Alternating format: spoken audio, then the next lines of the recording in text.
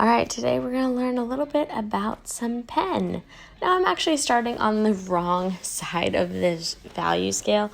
I should be starting on the lighter end. So you can see here it goes 10 down to 1. So 10 is going to be your darker side, 1 is going to be your lighter side. The first thing we're going to go over is hatching.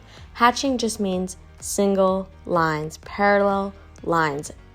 The further they are apart, the lighter the value looks. The closer they are together, the darker the value looks. So you're going to go over the entire thing. Make sure everything is very smooth with these parallel lines. Now they don't have to be absolutely perfect. And I noticed in the middle here, my 7, 6, and 5 level all look pretty much the same. So I'm going back over to make sure that my hatching lines actually transition very smoothly from the lightest section at 1 to the darkest section at 10. Now my next section is going to be cross-hatching. Now, similar to hatching, this is with straight lines, except for they're crossing. So the more lines and the closer together they are, the more value I have. So you see here, I actually started on the correct side this time with my value. So I'm starting off with light because it's much easier to make something darker than it is to make something lighter.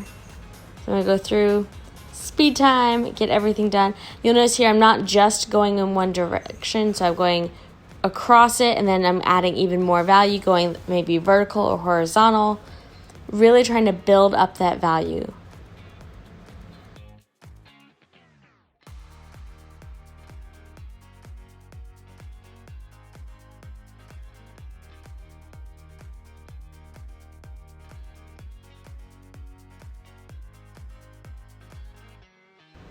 All right, next we're on to stippling.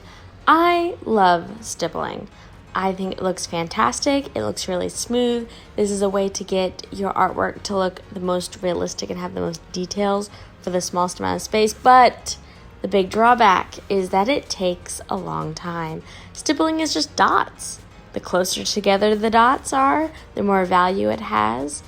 The further away the dots are from each other, the least amount of value it has. So it's going to look a lot lighter. This is going to take a while. I'm not going to lie to you. This kind of took forever. But it looks so nice and so smooth. You can always add more dots. Art pieces like this, I tend to draw a little smaller because they can be more detailed.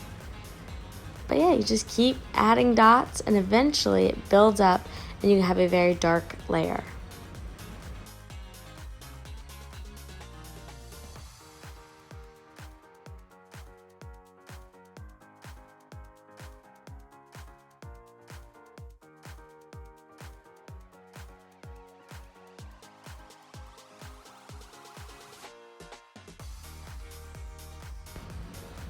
Alright, still adding more dots, and you can see here I have 2 pens.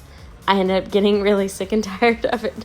So, yeah, I'm going to keep adding more value and more value to this and really trying making sure I'm not adding too many clusters together where they're going to create their own darker sections. You can kind of see it on my layer there.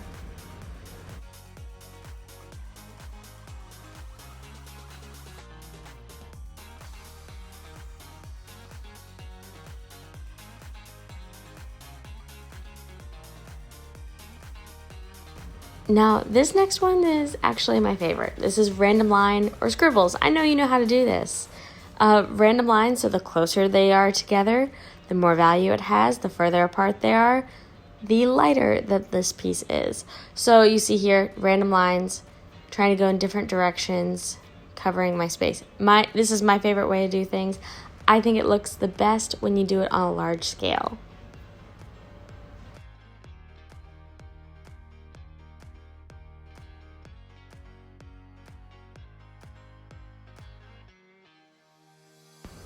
Now I have all 4 of my techniques done with a value scale. So we have hatching, cross-hatching, stippling, and random line.